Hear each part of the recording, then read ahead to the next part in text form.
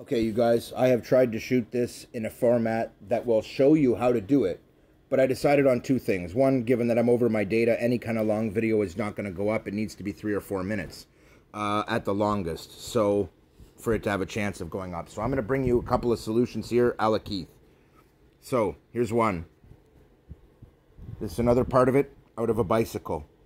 This is actually the portion that is the bolt that holds on the outer gear set to the crank. Okay, that's your highest gear. That's the big one for those of you who aren't biking. But any discarded bicycle will have 4 or 5 of these on it, and they screw together, and they're really handy. So all I've done is insert one here.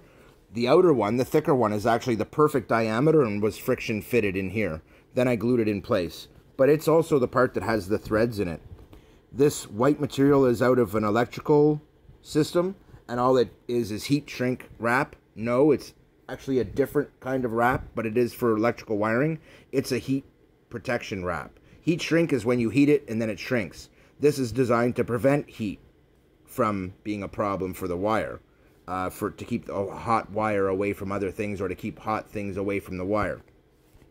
That being said, it now runs over the entire length of where the threads are, but is a very smooth round hole itself. You can see there's plenty of room here. There's my thumb for scale to put in a thin line or even a thin rope, or what I use, which is fishing line. And a lot of people like to use fishing line because it's light, and believe it or not, if you get tangled up in it, it's a lot easier to cut or break a light fishing line than it is a big rope. And a lot of people don't plan for if they get tangled in it, but you really should.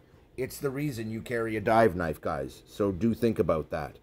That being said, if you're not comfortable with this and you've beveled it out and I've covered the threads and now it's going to be running through here, and this will last forever. Not really, but it'll last a long time. If you're not happy with that, take some copper wire or some baling wire, run it through after you put your reinforcement in, like so.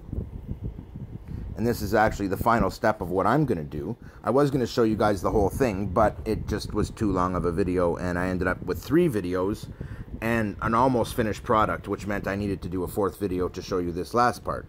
So then all you do is take this, you twist it. Once you've twisted it together, you can see I already had this done to test it.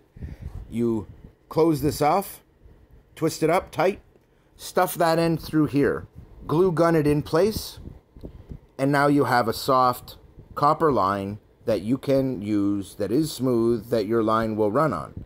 Either one will do the job and get it good for you, and after that, you'll have a nice solid setup. Keith out.